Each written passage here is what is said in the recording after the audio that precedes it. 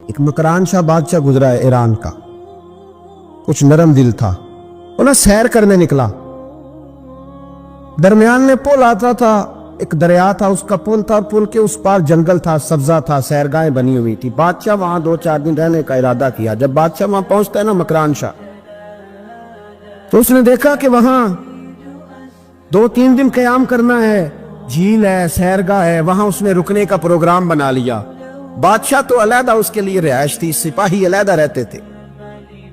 یہاں تو لوگ کہتے ہیں نا وہ پولیس کو ڈانٹتے ہیں، پولیس کو پوچھتے ہیں، اور بھائی پولیس تو تمہارے ماتحت ہوتی ہے، پولیس تو سمجھ گئی ہے کہ تم کس طرح ہم سے کام لیتے ہو، ان کو تو تم اپنے تحت رکھتے ہو۔ پولیس والے علیحدہ رہتے تھے، اس کے ساتھ جو سپاہی گئے ہوئے تھے، گن مین گئے ہوئے تھے۔ مکران شاہ سیر سپاٹے میں رہتا تھا۔ ایک بوڑھی عورت تھی، اس کی ایک گائے تھی، وہ جنگل کے اندر بوڑھی رہتی تھی، گائے اس کی وہاں چرتی رہتی تھی۔ شام کو وہ گائے گھر لوٹتی، بوڑھی دودھ پی کے سو جاتی۔ سپاہی اس بوڑھی کے پاس آئے، کہنے لگے تیری گائے بڑی صحت مند ہے، ہمارے ہاتھ بیچ دے۔ بوڑھی نے کہا میرے بڑھاپے کا سہارا ہے، اس کا دودھ پی کے میں زندہ ہوں، بیچوں گی نہیں۔ وہی والا کام جو ہمارے ملک میں ہوتا ہے کہ قیمت کے ساتھ زمین دینی ہے کہ مفت دینی ہے۔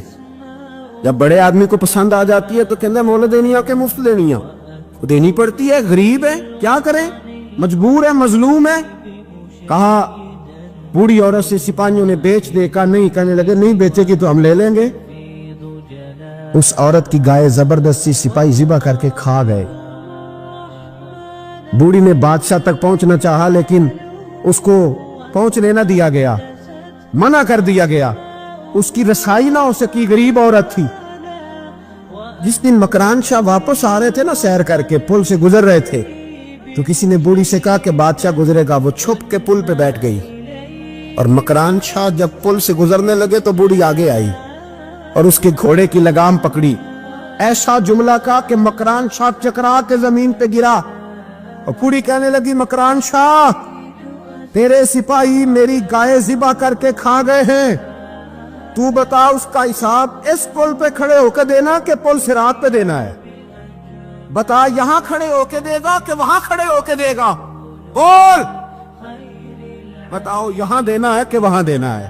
دینا تو پڑے گا، یہاں دو گے تو ہو سکتا ہے قیامت میں بچ جاؤ، اور اگر یہاں نہیں دو گے تو وہاں لٹکا دیے جاؤ گے، رسوا کیے جاؤ گے، پوچھا جائے گا۔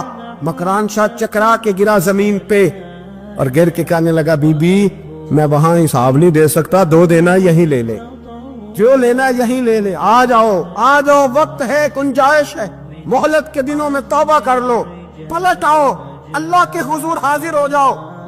حضرت ابی بن کعب رضی اللہ تعالیٰ عنہ نے امیر المومنین سیدنا فاروق اعظم پہ مقدمہ کر دیا۔ عدالت تھی، جج تھے حضرت زید بن ثابت۔ حضرت عمر پہنچے، حضرت زید بن ثابت اٹھ کے کھڑے ہوئے، جگہ خالی، کا امیر المومنین بیٹھ جائیے۔ آپ فرمانے لگے زید یہ تم نے ناانصافی کی، ہم دونوں آئے تھے مقدمہ لے کے، یا تو دونوں کے لیے جگہ بناتے، تم نے ٹھیک نہیں کیا۔ پھر بات ذرا آگے بڑھی، حضرت ابی بن کعب نے مطالبہ کیا کہ حضرت عمر فلاں بات پہ قسم اٹھائیں، تو حضرت زید بن ثابت جاج تھے، کہنے لگے آپ امیر المومنین سے یہ مطالبہ کر رہے ہیں، آپ اس مقدمے کا فیصلہ کر لیں، اس کے بعد میں آپ کو فارغ کر دوں گا۔ آپ مجھے امیر المومنین کہہ رہے ہیں، اور امیر المومنین کہہ کہ آپ یک طرفہ ہو رہے ہیں، اور جو آدمی انصاف لینے آپ کے دروازے پہ آیا ہوا ہے، اس ملک کا مسئلہ کیا ہے؟ اس ملک کا مسئلہ غریبی نہیں، میرے وطن کا مسئلہ یہ ہے کہ امیر غریب کے لیے قانون الگ الگ ہے۔ یہاں 11 سال 12 سال ایک شخص جیل میں رہ کے آتا ہے، لیکن بعد میں پتہ چلتا ہے وہ تو بے گناہ تھا، اس کے 11 سال کون واپس کرے گا؟ اس کے 20 سال زندگی کے جو سلاخوں کے پیچھے کٹ گئے کون واپس کرے گا؟ اور امیر آدمی وہ تو قبل از گرفتاری ضمانت کرا لیتا ہے، ان کے پاس تو بڑے بڑے ایشو ہیں، بڑے بڑے وکیل ہیں، بڑے بڑے ڈاکٹروں کی ان کے پاس رپورٹیں ہیں، وہ تو سارا کچھ کر سکتے ہیں، کوئی ہے ہی نہیں ان کو روکنے والا۔ میرے عزیزو آپ سمجھے میری بات کو۔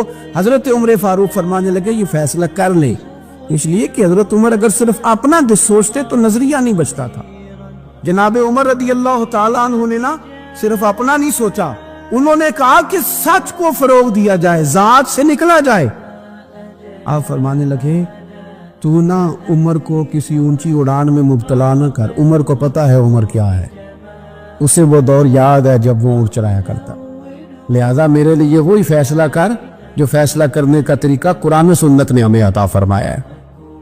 آپ نکلیں ذرا ذات پات کے چنگل سے، یہ جو بت پال لیے نا، اقبال کہتے ہیں گرچہ بت ہے جماعت کی آستینوں میں، جماعتوں کے بت تو نہ بناؤ، تنظیموں کو بت تو نہ بناؤ، آپ برادری کو بت تو نہ بناؤ، آپ رنگ نسل کو بت تو نہ بناؤ، اگرچہ بت ہیں جماعت کی آستینوں میں، پر مجھے ہے حکم اعزاں لا الہ الا، یہ ٹوٹ جائیں گے لا الہ الا اللہ کی ضرب سے۔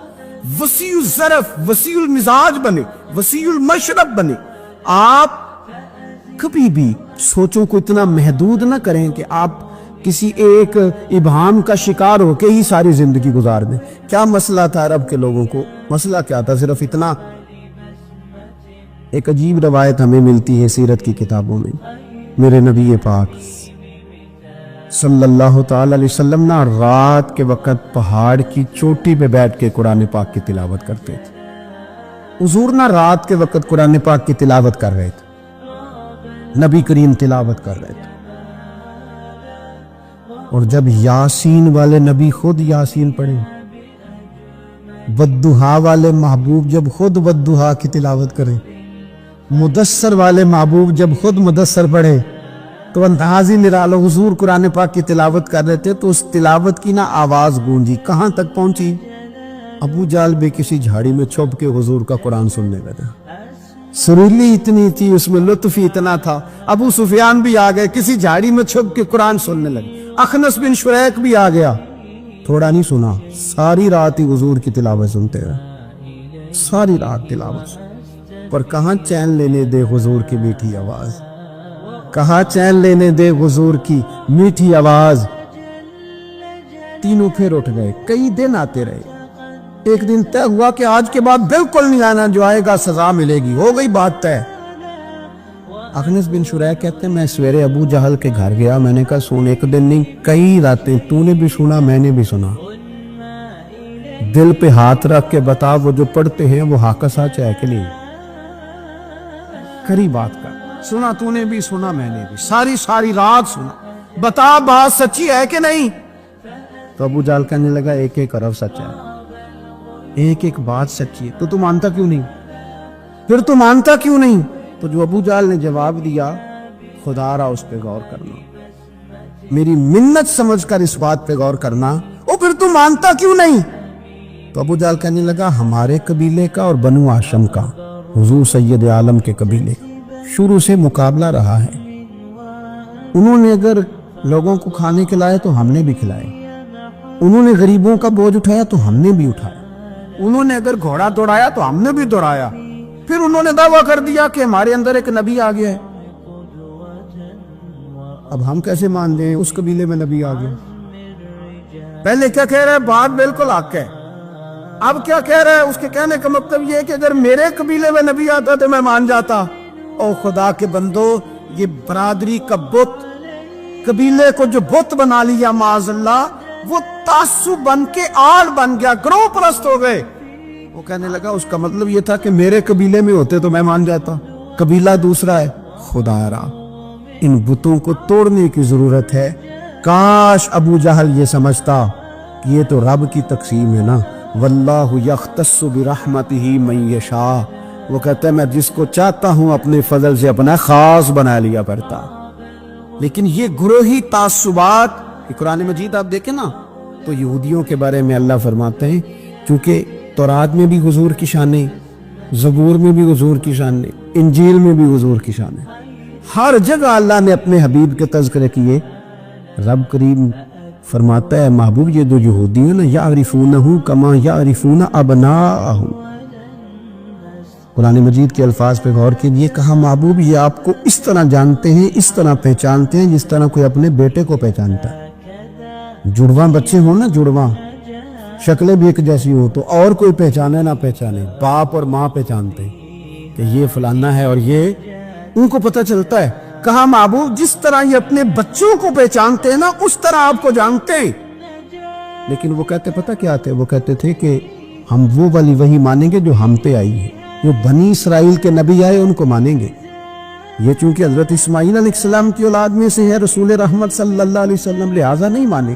وہ جو گروہی تعصب تھا نا، قبیلے کا تعصب گروہی، وہ لے ڈوبا. وہ تورات پڑھ کے بھی، انجیل پڑھ کے بھی، بلکہ وہ لوگوں کو کہا کرتے تھے رسول آنے والے ہیں، رسول آنے والے ہیں، رسول آنے والے ہیں. لیکن حضور آ گئے حضرت ابراہیم کی اولاد میں سے، حضرت اسماعیل کی اولاد میں سے. انہوں نے کہا جی وہ تو ہمارے قبیلے میں ہوتے تو ہم مانتے. میں نے بھی غور کرنا ہے، آپ نے بھی غور کرنا ہے. یہ سوچے تو یہودیوں کی ہے کہ فلانا میرے قبیلے سے ہو تو پھر مانتا ہوں، فلانا فلانی جگہ ہو تو. یہ تو سوچ ہماری نہیں. شیخ عبد القادر جیلانی رضی اللہ تعالیٰ عنہ ارشاد فرماتے ہیں کہ تو جہاں بھی ہو نا، اپنی سوچ کو عاجزی والی بنا. آپ فرماتے ہیں اگر تیری عمر زیادہ ہے اور تیرے سامنے ایک شخص کھڑا ہے جس کی عمر تھوڑی ہے، تو اپنے ذہن میں یہ بات بٹھا کہ اس کی عمر تھوڑی ہے تو غلطیاں بھی تو تھوڑی ہیں نا. اور اگر تیرے سامنے کوئی شخص کھڑا ہے، تیری عمر تھوڑی ہے، اس کی زیادہ ہے، تو پھر یہ ذہن بنا لے کہ اگر اس کی عمر زیادہ ہے تو اس کی نمازیں بھی تو زیادہ ہیں نا، تلاوتیں بھی تو زیادہ ہیں نا، خیرات بھی تو زیادہ ہے نا، عمر جو زیادہ ہے. اور اگر تو ان پڑھ ہے اور تیرے سامنے عالم کھڑا ہے تو اس ترتیب سے عاجزی پیدا کر لے کہ وہ چونکہ عالم ہے تو میں تو بہت سارے کام اپنی جہالت کی وجہ سے غلط کر لیتا ہوں، لیکن وہ عالم ہے تو اپنے علم کی بنیاد پر یقیناً وہ مجھ سے زیادہ خیر کٹھی کر رہا. اور اگر تو عالم ہے اور تیرے سامنے جاہل کھڑا ہے تو پھر بھی تو اپنی طبیعت میں عاجزی لا، اور تو یہ ذہن بنا کہ وہ اگر کوئی غلطی کرے گا بھی تو اپنی جہالت کی وجہ سے کرے گا. تو مجھے تو پتہ ہے سارا، ایسا نہ ہو کہ میرا گناہ ڈبل لکھ دیا جائے. اب جہاں ہیں جس ترتیب سے ہیں اس ترتیب سے ہی اپنی طبیعت کے اندر عاجزی لائیں. نبی پاک صلی اللہ تعالی علیہ وسلم نے فرمایا، حضرت عبداللہ ابن مسعود رضی اللہ تعالیٰ عنہ حدیث کے راوی ہیں، حضور نے فرمایا جس کے دل میں رائی کے دانے کے برابر بھی تکبر ہوا وہ شخص جنت میں نہیں جائے گا. تو عرض کی یا رسول اللہ صلی اللہ علیہ وسلم، ایک آدمی اچھا لباس پہنتا ہے، اچھا بن کے رہنا چاہتا ہے، صاف ستھرا بن کے رہنا چاہتا ہے، کیا یہ بھی تکبر ہے؟ سرکار نے فرمایا نہیں، اللہ تو خوبصورت ہے، خوبصورتی کو تو پسند فرماتا ہے. تو یا رسول اللہ صلی اللہ علیہ وسلم پھر تقسیم کس طرح کریں؟ تکبر کے مفہوم کو کیسے سمجھیں؟ تو دو باتیں نبی پاک علیہ السلام نے ارشاد فرمائی. سارے عنوان کو ان دو باتوں میں سمجھا جا سکتا ہے. محبوب فرمانے لگے تکبر تو یہ ہے کہ بندہ حق قبول نہ کرے اور دوسرے بندوں کو اپنوں سے حقیر سمجھے. اگر تیرا کوئی بھی کمال قبول حق میں رکاوٹ بن گیا تب تو متکبر ہے، اور اگر کسی بھی مقام پر جا کر تو کسی کو حقیر سمجھنے لگ گیا پھر تو متکبر ہے. ورنہ اچھا لباس پہننے سے بندہ متکبر نہیں ہوتا، اچھی گاڑی میں بیٹھنے سے بندہ متکبر نہیں ہوتا، اچھے گھر میں رہنے سے بندہ متکبر.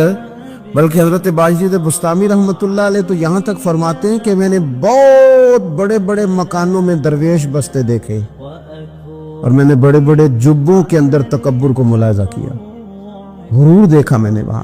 عزیز دوستو، اپنے ذہنی سطح اس طرح کی بنائی جائے کہ مزاجوں میں ٹھہراؤ رہے، طبیعتوں میں. ہمیں نا دو تین چیزیں بڑا پریشان کرتی ہیں. بعض لوگ ایسے ہیں جو کسی بڑی برادری میں جس کو وہ بڑا سمجھتے ہیں، باقی تو اللہ کو پتہ ہے نا بڑا کون ہے. کسی بڑے قبیلے میں جس کو دنیا میں بڑا گردانا جاتا ہے، اس میں اگر وہ پیدا. امام اعظم ابو حنیفہ رحمۃ اللہ علیہ گزر رہے تھے تو بارش ہو گئی تھی اور کوفہ میں کیچڑ تھا، تو آپ نے جو جوتے پہنے ہوئے تھے ان جوتوں سے چلتے ہوئے نا آپ کے پاؤں سے کچھ مٹی اڑی. تو سامنے ایک یہودی تھا، اب اس زمانے میں دیواریں کچی ہوتی تھی، اس کے دیوار پر جا کے وہ مٹی جو تھی وہ لگ گئی. اب امام صاحب بڑے پریشان ہوئے کہ میں نے اس کی دیوار کو آلودہ کر دیا. یہاں تو لوگ اپنی اینٹیں رکھتے رکھتے کئیوں کی دیواریں توڑ ہی دیتے ہیں، اور پھر وہ اس پر ماننے کو بھی تیار نہیں ہوتے، تسلیم کرنے کو بھی تیار نہیں ہوتے. وہ کہتے ہیں پھر کیا ہو گیا، اب ہمارا یہاں گھر ہے تو ہم نے ٹرالی منگوانی نہیں تھی، ہمارا حق بنتا تھا. امام صاحب کے پیروں سے ذرا کیچڑ اڑا یہودی کی دیوار پہ لگا، اس کی کچی دیوار تھی. امام صاحب پریشان ہو گئے، سوچنے لگے کہ اگر میں دیوار سے یہ کیچڑ اتارتا نہیں تو یہ بھی زیادتی ہے، میں نے اس کی دیوار کو گدلا کر دیا، اور اگر میں اتارتا ہوں تو کچھ مٹی اس کی دیوار کی بھی اتر جائے گی، کچی دیوار ہے، یہ بھی زیادتی ہے. مومن گناہ کو پہاڑ کی طرح سمجھتا ہے کہ کہیں گر نہ جائے، اس کی بھی کہیں سزا نہ مل جائے. امام صاحب نے اس کے دروازے پہ دستک دی، وہ باہر آیا تو اتفاق سے وہ آپ کا مقروض بھی تھا، اس نے پیسے دینے تھے. باہر نکلتے ہی کہنے لگا اوہ آپ تو قرض لینے آ گئے، میرے پاس تو ابھی گنجائش نہیں ادا کرنے کی. تو امام صاحب کہنے لگے تو قرض چھوڑ، وہ میں نے معاف کیا، میرے سے غلطی ہو گئی ہے. میں آ رہا تھا، لکڑی کے جوتے اس زمانے میں کھڑاؤں لوگوں نے پہنے ہوتے تھے، کہا وہ میرے پیروں سے ذرا کیچڑ اڑا ہے، تیری دیوار پہ لگ گیا ہے.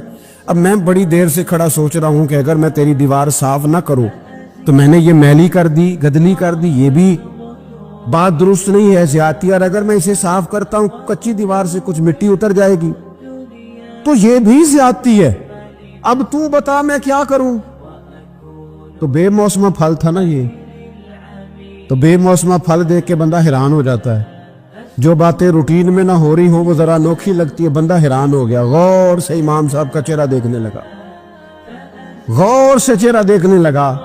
ابھی تھوڑی دیر سوچنے کے بعد کہنے لگا حضور پہلے میں نے دین اسلام کے بارے میں پڑھا اور سنا تھا، آج میں نے دین دیکھا ہے. پہلے میں نے سنا تھا کہ دین اسلام اس طرح کا ہے، آج میں نے دین. ہم نہ پوری دنیا کے کافروں کو دین سنانا چاہتے ہیں، دکھانا نہیں چاہتے. ہم نیک نظر آنا چاہتے ہیں، نیک بننا نہیں چاہتے. ہم نیک نظر آنا چاہتے. نتیجہ کیا نکلتا ہے کہ کچھ عرصے کے بعد پتہ چل جاتا ہے بندہ کس لیول کا نیک ہے، کیا معیار ہے اس کی نیکیوں کا.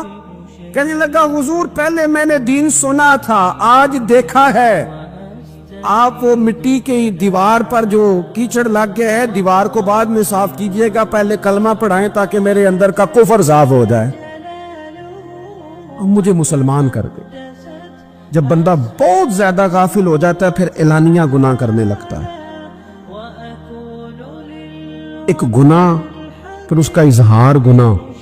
ایک بندہ حدیث پاک میں آتا ہے، ایک بندہ رات کو کوئی غلطی کرتا ہے، اللہ تعالیٰ اس پہ پردہ ڈال دیتا ہے، لیکن وہ سویرے خود لوگوں کو بتاتا پھرتا ہے میں نے یہ کیا، میں نے یہ کیا. جب آپ اظہار گناہ کرتے ہیں نا تو سامنے والا بھی دلیر ہوتا ہے، کہتا ہے اس نے کیا میں کر لوں گا تو پھر کیا ہوا. ہمارے علماء نے لکھا ہے کسی کی نماز قضا ہو جائے تو کسی کو بتائے نہ، قضا پڑھ ڈالے، اس کا جگہ جگہ ذکر نہ کرے. جب آپ کہیں گے نا میری قضا ہو گئی تو آپ کے ساتھ رہنے والا بچہ دوست سمجھے گا یار اس کی قضا ہو گئی ہے تو میری بھی ہو جائے گی تو کیا ہو. گناہ کرنا بھی گناہ ہے اور گناہ کا اظہار بھی گناہ ہے. نبی اکرم صلی اللہ تعالی علیہ وآلہ وسلم نے ارشاد فرمایا میری ساری امت کو معافی مل جائے گی سوائے ان لوگوں کے جو اعلانیہ گناہ کرتے ہیں. یہ بخاری مسلم دونوں میں حدیث موجود ہے. جو اعلانیہ گناہ، جنہوں نے خود ساری دنیا کو گواہ بنا لیا، میں نے یہ بھی جرم کیا، یہ بھی کیا، یہ بھی کیا، یہ بھی کیا، خود انہوں نے لوگوں کے. بہت بڑے غافل آدمی کی علامت ہے کہ گناہ کرے اور پھر اوپر سے اعلانیہ گناہ کرے، اتنا بڑا جرم کرے. پھر اگر ہم دیکھنا چاہیں کہ ہم غافل تو نہیں، تو غافل بندے کی چوتھی علامت یہ ہوتی ہے کہ وہ فضول کاموں میں وقت بڑا ضائع کرتا ہے. فضولیات میں ادھر بیٹھے ہیں ادھر بیٹھے ہیں، یہاں گپ شپ ہو رہی ہے، وہاں موبائل دیکھا جا رہا ہے. پھر کچھ ٹائم ملا ہے تو پھر کہیں دور دراز کسی ہوٹل پہ کھانا کھانے چلے گئے. پھر کچھ ٹائم ملا تو چلو نکلتے ہیں ذرا کوئی ہفتہ سیر کر آتے، یہاں گپ شپ ہے، فلاں کو ڈسکس کر لیتے ہیں، فلاں کے بارے میں بات کر لیتے ہیں، سیاسی تبصرے کر لیتے ہیں. یہ تھوڑی گفتگو ہو جاتی، چلے محلے داروں پہ تبصرہ شروع کرتے ہیں، کون روٹی زیادہ کھا رہا ہے اور کس کے پاس پیسے زیادہ آ گئے، چلو جا کے پتہ کرتے ہیں. حالانکہ یہ پتہ نہیں کرنا چاہیے تھا، پتہ تو اس کا کرنا چاہیے تھا جو بیچارہ کل سے بھوکا ہے. خبر تو اس کی رکھنی چاہیے تھی جس بیچارے کے گھر میں بچوں کے لیے پہننے کو کپڑے موجود نہیں ہیں. اس پر تبصرہ یہ کرتے ہیں کہ یہ محنت کیوں نہیں کرتے. اور اگر کسی پر اللہ عطا کر دے پھر حساب ضرور لگاتے ہیں کہ ذرا معلومات کرو یہ اتنی جلدی آگے کیسے نکل گئی. غافل بندے کی علامت ہے وقت کا ضائع کرنا اور فضول کاموں میں ضائع کرنا اور بلا وجہ ضائع. اور ایسے سوالات کرنا جن کی ضرورت ہی کوئی نہیں، بالکل ضرورت ہی نہیں، کوئی مطلب بھی نہیں، لیکن ہم لوگ وقت ضائع، یہ غفلت کی علامت، غفلت۔ اللہ والوں کی علامت کیا تھی؟ ایک بات انہوں نے زندگی میں لے لی، سیکھ لی، پھر ساری زندگی اسی پہ گزار دی۔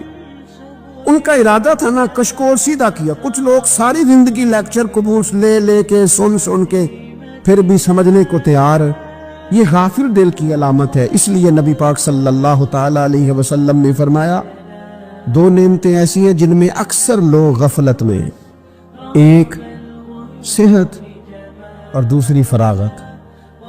لوگ بلا وجہ وقت ضائع کرتے ہیں۔ اللہ نے صحت دی ہے، کسی خیر کے کام میں لگائیں۔ اگر آپ کے پاس فارغ وقت ہے تو قرآن پاک کو یاد کریں، ترجمہ اور تفسیر سے پڑھیں، محبوب پاک علیہ السلام کی احادیث کو یاد کریں، اللہ والوں کی باتیں سنیں۔ وقت ملے تو عبادات میں لگائیں، نوافل میں لگائیں، تلاوت میں لگائیں، ذکر اذکار میں لگائیں، اور پھر اللہ مزید توفیق عطا کرے تو کسی کے بھلے میں وقت لگائیں۔ گلی سے کوئی کانٹا اٹھائیں، کوئی روڑا اٹھائیں، کوئی کسی کی مدد کرے، لیکن یہ غافل انہیں کی علامت ہے کہ اپنے وقت کو ضائع کرنا۔ اور پھر اسی طرح غفلت کی پانچویں علامت یہ ہے کہ اگر بندے کو دنیا سے پورا پیار ہو جائے، یعنی شب قدر میں بھی آگے کہتا ہے یا اللہ کبھی پیسے دے دے، میں شب برات والے دن بھی کہتا ہے کہ مالک اگر کبھی کوئی ایسا سبب لگ جائے نا، یعنی بیت اللہ شریف کے سامنے کھڑے ہو کے بھی اگر اس نے مال ہی مانگنا ہے، وہاں بھی اس نے یہی سوال کرنا ہے، حب پہ دنیا اتنی غالب آ جائے تو یہ غافل ہونے کی علامت۔ دنیا ضرورت ہے، مقصد نہیں ہے، دنیا کی حاجت ہے، مقصد نہیں ہے، یہ مقصود نہیں۔ اور جب لوگ فقط دنیا کے مال کو، دولت کو، نبی پاک علیہ السلام نے فرمایا وہ لعنتی ہے جو درہم اور دینار کا بندہ بن گیا ہے، پیسوں کا بندہ بن گیا ہے، مل جائے تو خوش ہوتا ہے، نہ ملے تو تکلیف میں آ جاتا ہے۔ یہ غافل بندے کی علامت۔ مومن تو وہ ہوتا ہے کہ دولت رزق حلال ضرور کماتا ہے تاکہ کسی کے آگے ہاتھ نہ پھیلانا پڑے، کوشش ضرور کرتا ہے، پر دنیا کو جیب میں جگہ دیتا ہے، دل میں نہیں دیتا۔ اس کی جگہ جہاں ہے اسے وہاں رکھتا ہے، اسے دل میں جگہ، دل تو ایک ہے، اس میں رب رسول کو بسائیں گے یا کسی اور کو بسائیں گے؟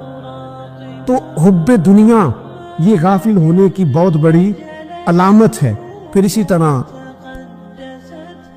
جو بندہ رب کریم کو جانتا نہیں نا، وہ بھی غافل ہو جاتا ہے۔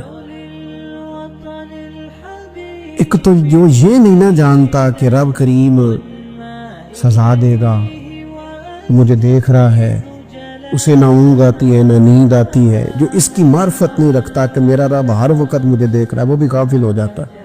جسے پتا ہونا کہ مجھے دیکھ رہا ہے وہ غافل نہیں ہوتا۔ اور جو یہ سمجھ لیتا ہے نا کہ شاید معاذ اللہ ثم اس یقین کو پکا نہیں کرتا، وہ غافل ہو جاتا ہے۔ اور ایک جو یہ نہیں نہ جانتا کہ رب مہربان کتنا ہے، وہ بھی غافل ہو جاتا ہے۔ مجھے بتائیے سب سے زیادہ تو بندہ اس کے دروازے پہ جاتا ہے نا جو سب سے زیادہ مہربانی کرنے والا ہو، اس دروازے سے بندہ اٹھتا ہی نہیں۔ تو جس کو یہ یقین ہو جائے نا سب سے زیادہ کرم فرمانے والی ذات اللہ رسول کی ہے، وہ کبھی رب رسول سے غافل نہیں ہوتا، وہ کبھی اللہ رسول کا دروازہ چھوڑ کے نہیں جاتا، وہ کبھی کسی اور جگہ جا کے پناہ تلاش نہیں کرتا۔ جسے پتہ چل جائے نا وہ کریم کتنا ہے، مہربان کتنا۔ ملا رومی رحمت اللہ علیہ فرماتے ہیں بہت بڑا مجرم تھا ایک بندہ، بہت بڑا گناہگار تھا، بت کو پوجتا تھا، تھک گیا، ساری رات بت کے سامنے کھڑا تھا، معاذ اللہ یا صنم یا صنم یا صنم کہتے، تھک گیا، نیند آ گئی، اونگ آ گئی۔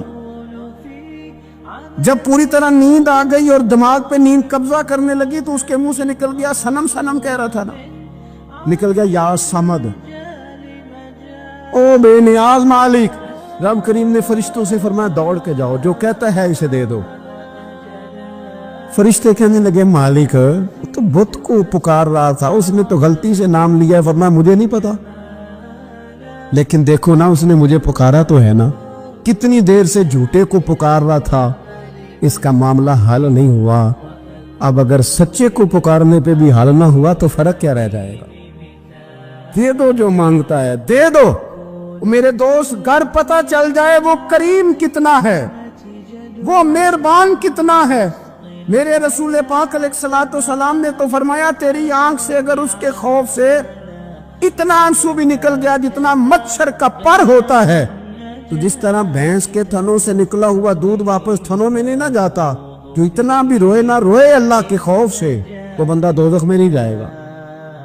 थोड़ी देर के लिए डर जाए अपने रब से, आए तो सही। अदम मार्फत गफलत पैदा करती है, तू आ तो सही, वो तो करीम ही बड़ा है, वो तो मेहरबान ही बड़ा है। हजरत जुनैरा रदी अल्लाह ताला अन्हा हुजूर की सहाबियां हैं।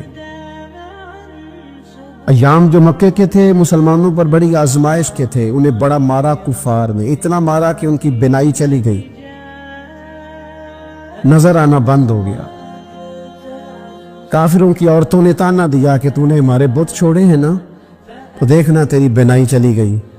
तो जनाब जुनैरा अल्लाह पे भरोसा, तवक्कुल, मार्फत इलाही का जज्बा, उठ के खड़ी हो कहने लगी चुप करो, तुम्हारे झूठे बुत क्या कर सकते हैं, मेरा रब चाहे तो सुबह जब मैं उठूं तो मेरी आंखें रोशन हो, अगर करीम करम कर दे। लोग कहते वाकई ऐसा हुआ, जब वो सवेरे उठी तो अल्लाह ने उनकी रोशनी वापस कर दी। तुझे पता चल जाना वो मेहरबान कितना है। वह एक बुजुर्ग थे, तो उनसे किसी ने कह दिया कि अगर आपका हिसाब आपके माँ बाप के जिम्मे हो जाए तो फिर कैसा, पूछने के लिए क़यामत में अगर माँ बाप हिसाब ले तो फिर कैसा। तो बड़े सियाने लोग थे जो दिल वाले थे, कहने लगे नहीं, रब करीम ही ठीक है, इसलिए कि वो माँ बाप से कहीं बढ़कर प्यार करने वाला। अगर ये मार्फत मिल जाए वो करीम कितना है। और जब बंदा पूरी तरह उसकी बारगाह में आके तड़प जाता है ना, मौला मैं जाऊं किधर, तेरा दरवाजा छोड़ के जाऊं किधर। इकबाल कहते हैं वो एक सजदा जिसे तू गिरान समझता है, 1000 सजदों से देता है आदमी को निजात। तुझे जगह जगह झुकना नहीं पड़ेगा अगर तू सही मानों में अपने रब की बारगाह में झुक जाए। तो मेरे अजीज कोशिश करें कि उसकी मारिफत, उसका करम, उसकी अता और अल्लाह तबारक व तआला के हाजिर व नाजिर होने पर ऐनुल यकीन, अकुल यकीन हासिल करें। और फिर कि गाफिल लोगों की सोबत भी बंदे को गाफिल कर देती है। गाफिलों की सोबत में न बैठे, उनकी सोबत में बैठे, इनके पास बैठने से दिल में रब रसूल की मोहब्बत पैदा होती। गाफिलों से बचे, चंगियां दे लड़ लगी सां ते झोली च फुल पे, ते जदों मैं भैड़ियां दे संग रल गई ते मेरे अगले भी डुल गए। बुरे आदमी की सोबत बंदे को गाफिल कर देती। गाफिलों की सोबत में कभी ना बैठे, कभी नहीं। गाफिल आदमी आपको गाफिल कर देगा। मेरे नबी पाक अलैहिस्सलाम ने फरमाया इंसान अपने दोस्त के मजहब पर होता है। ये बहुत बड़े लफ्ज हैं। फरमाया अलमरउ अला दीन खलीलिही, इंसान अपने दोस्त के मजहब पर होता है। तू देख तूने दोस्त किसको बनाया, जो तेरे दोस्त का मजहब होगा वही तेरा हो जाएगा। हमने दोस्त बनाया ना गौस पाक जिलानी को, हमने यारी लगाई है ना दाता अली अजमेरी से, हमारी निस्बत है ना मोइनुद्दीन अजमेरी से, हमारा ताल्लुक है ना बहाउद्दीन जकरिया मुल्तानी से, हमारा रिश्ता है ना हज़रत मुजद्दिद अल फैसानी से, हम मानने वाले हैं ना आला हज़रत बरेलवी के।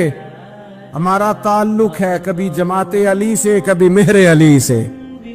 हमारा इनसे ताल्लुक है तो सुबह शाम हमारी जुबान पर रहता है बलगल उला बे कमाली कशफत दुजा बे जमाली हसनत जमी ओ खिसाली सल्लु अलैहि व आलिहि। इनसे ताल्लुक जुड़ा है ना तो कई दफा तन्हाइयां तड़पा देती हैं और तड़प के कहते अज सिख मित्रां दी वधेरी है, अज सिख मित्रां दी। सिख कहते हैं उडीक को, मित्र कहते हैं महबूब को। अज सिख मित्रां दी वधेरी है, क्यों दिलड़ी उदास घनेरी है, लू लू विच शौक चंगेरी है। अज नैना लाइयां क्यों झड़ियां, सुबहान अल्लाह सुबहान अल्लाह सुबहान अल्लाह। पहले कहते हैं सिख मित्रां दी वधेरी है यानी उदास हो, फिर हुजूर के जलवों पे नजर करते हैं, कहते हैं सुबहान अल्लाह سبحان اللہ، ما اجملکا، ما احسنکا، ما اکملکا، اور پھر فوراً کہنے لگے او کتھے میرے علی، او کتھے میرے علی تے کتھے تیری سنا۔ اب ویکھو مشتاق اکھیں کتھے جاڑیاں